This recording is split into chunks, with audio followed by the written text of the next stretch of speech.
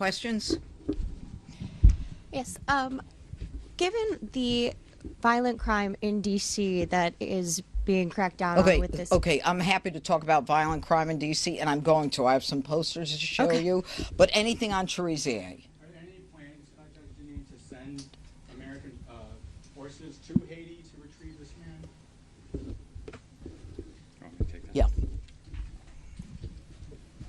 So the U.S. government, in a collaborative fashion, is supporting both the Haitian National Police and the multinational security support mission to help stabilize Haiti and create the conditions conducive for holding democratic elections in the country. That is what we are doing. We are doing this mainly through foreign assistance and through technical assistance from our law enforcement partners. That is the strategy of the U.S. government right now. So how do you hope to get them in U.S. custody? So the point of the rewards offer is to get information about these individuals, and then we are working very closely with Haitian National Police. So that is one of the mechanisms. If we can get information, the individuals can get up to $5 million. Our U.S. law enforcement colleagues will work with Haitian National Police and will arrest this individual and incarcerate him. I had a question about the co-defendant. You said he was picked up in Texas, right? I noticed in the indictment he's a naturalized citizen, and there's been an effort by this administration to, in some cases, denaturalize people who are convicted of crimes. Is that something on the table that you'll be looking to do once he goes through the judicial process? Well, I think it's a little too early now to really comment on that. I think right now our goal is to get a conviction here, and then we'll make a decision as to what's appropriate. There's a lot of steps before we even get to that. Anything else on Cherizier?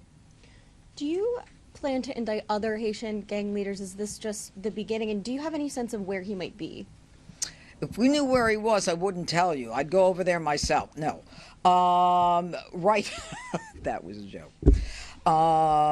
We certainly have some information, but, you know, we need whatever information we can get from the public. We don't have him in our custody. That's all I can say right now. Do you want to add anything to that, guys? Okay. All right. Greg, anything? All right. Thank you, gentlemen. Thank you. Put that. Wait, don't take the posters just yet. Can we get some pictures, please? Thank you. Are you done with this? Yep, no, hold on a second. Give him that one if he wants to look at that. Put that over there. Can you help Sloan? Sure. I want to put that over there. Put this up. Thanks. Thank you very much. All right. Are you done? Over here? We'll have them up here for you guys to shoot afterwards. Yeah, they'll be here. You can take a look at them. You know, there's been a great deal of discussion. Can we get you the mic? You want me at the mic? If you could hold. There's been a great deal of discussion about crime in the district. And the other day, I wanted to get a sense of what is actually happening in the District of Columbia. I asked for the number of teens who have been shot and killed by gunfire. Teens, everyone under the age of 20. As you can see, in 2024, we have, I believe I said it was, how many? Yeah. As you can see, in 2024, we have 29 individuals who were shot and killed in the district, all teens, some as young as 3 years of age, okay, because of gunfire. Some of these cases are solved, some of them are not solved. But what this makes clear to me is that there is a whole community that is suffering because of the violent crime in this district. And anyone who wants to tell me the crime is down and that we don't need an emergency focus on crimes of violence, all they need to do is take a look at this and talk to the loved ones and the family members of these individuals, all shot and killed long before their time. Now, over here are the individuals who were shot and killed under the age of 20, all teenagers, in 2025. And the number here is 16. Again, all members of the minority community here. I don't know how many of these cases have been solved, but what I can tell you is, again, it's guns on the streets. It's individuals who are not concerned about accountability, who don't have any reason to fear law enforcement. I am here today to tell you that on behalf of all of these victims, all of these families, that they're going to be accountable, that we are going to make a difference, and that we are going to make sure that law enforcement is focused on these innocent, now silent victims of crime in the district. Do you have a per capita breakdown? I mean, how does DC, if you're talking about the number of teenage gun deaths here, how does that compare for 100,000? Anywhere else? I mean, where do we rank? All I know is we rank in deaths. 2 years ago, we were one of the fourth highest. We were the fourth highest in the United States. I don't need any more statistics.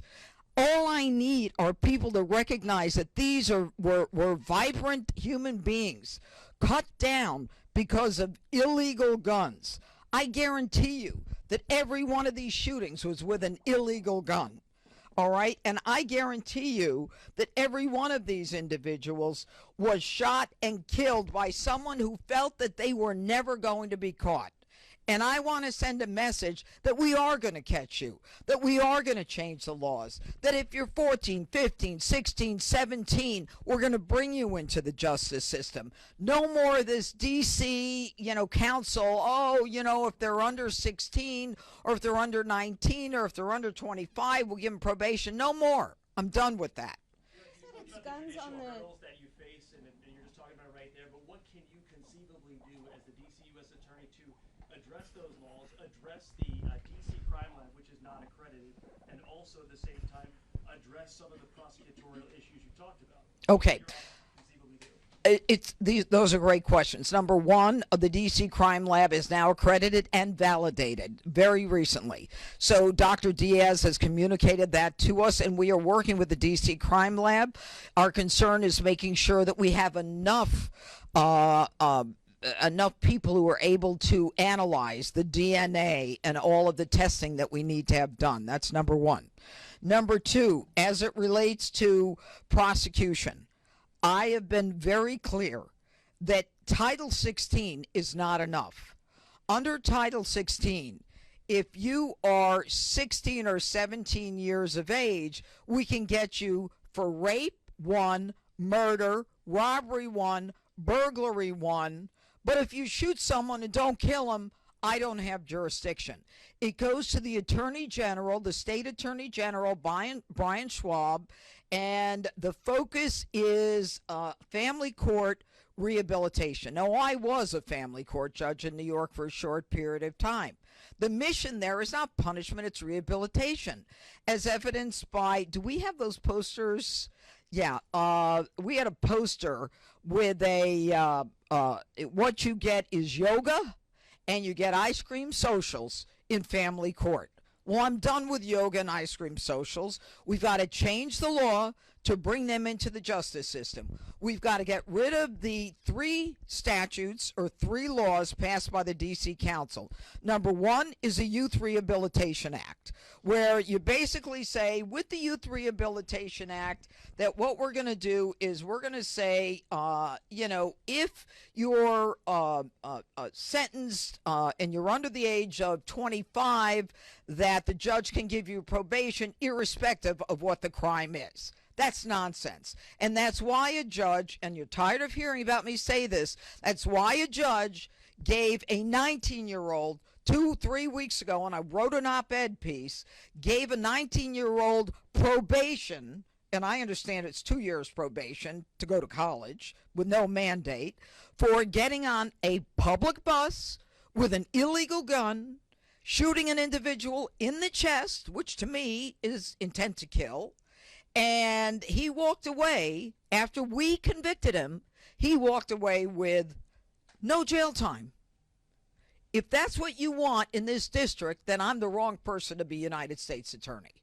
Number one, the Incarceration Reduction Act. The Incarceration Reduction Act that the D.C. left-leaning council passed says if you're 25 years old and you were sentenced to 15 years as a young kid for probably murder, even a serial murderer, we can let you out if you're 25. We can let you out because, not because you're rehabilitated, not because the offense wasn't that bad, but because we can. And that's got to go. All right? And the third thing is record sealing. I go through all of the effort to get a conviction, and they want to seal the convictions. They want to say, we want to seal convictions after 5 years. If I'm a mother, and thank God my kids are older, if I'm a mother, I want to know if a nanny has an assault conviction. If I'm an employer, I want to know if this person has been convicted of larceny or petty larceny. Or if, say, I'm not in a public school, but I got a private, like, teaching a tennis group. I need to know if this guy's a predator, a pedophile. Everything about the D.C. Council's focus is defendant-oriented. I'm oriented to these people, and the people of the district are as well. You just walked through the. This federal takeover that you talked about a little bit. Well, you talked a lot about it, but any special? I don't have any special powers. I wish I did. But can you also talk about where you stand on hiring prosecutors and judges? I am. I am. I'm not going to bore you with the facts. Don't quote me on that. That was off the record. I can only hire during certain periods once there's been an ad or some kind of posting, and then I can hire. Okay, I'm doing it. I'm doing the best I can. The president has given me the permission to hire. This is an office that has been neglected, and I'll say it publicly. It's been neglected. With people signing contracts, they didn't know what they were signing. All right, it just kind of ran on its own. Not anymore. This is an office where nobody seemed to care that we were down 90 lawyers, 60 investigators, and paralegals. I do. And so my effort is to get people who want to work in the nation's capital, who want to work in the largest United States Attorney's office in the country, and the best office. Because we're not just federal prosecutors, we're local prosecutors. We get down and dirty on street crime. And that is what really motivates a lot of my prosecutors. You just walked through the changes you'd like to see from the punitive aspects. What about preventative? Do you or the president plan to do anything to address the root causes of crime in D.C., such as truancy?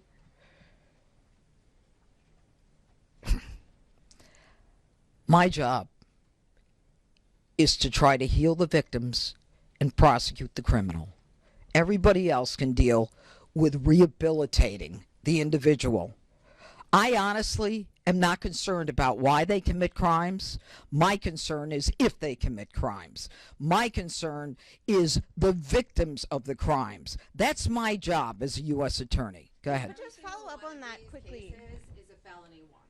And right Yeah. now, D.C. Superior Court judges are scheduling felony one trials in 2027, in part because there are 13 vacancies right now that's going to grow in January. The president has only nominated one D.C. Superior Court judge. It's a process that takes a while with Congress because of D.C.'s rules. Have you talked to the president about Yeah. this? Is the White House moving forward Yes. with more nominees? You're going to need these judges to Yep. get these done. As recently as yesterday, I spoke with the president, and I have spoken to the president before about these vacancies. The president wants these vacancies filled as soon as possible because, like everyone in this room, it's common sense. It's not fair to the victims, to the families. It's not fair to the defendant. Why should the defendant who's charged with a crime have to live with a case for 3 years because there's not enough judges? We're all on the same page about what makes sense and what's fair. And so we're working on that. There's a whole thing with the Judicial Nominating Commission, and then they have to get approved, and then we have to get the Senate to approve. When can we expect step one? You can ask the Senate. No, the names from the president. He has to know. When can we expect names? For the Soon. Superior Court? Very soon. Weeks? Soon. You said a That question, guys, we're all out of time. Okay, you're out of time?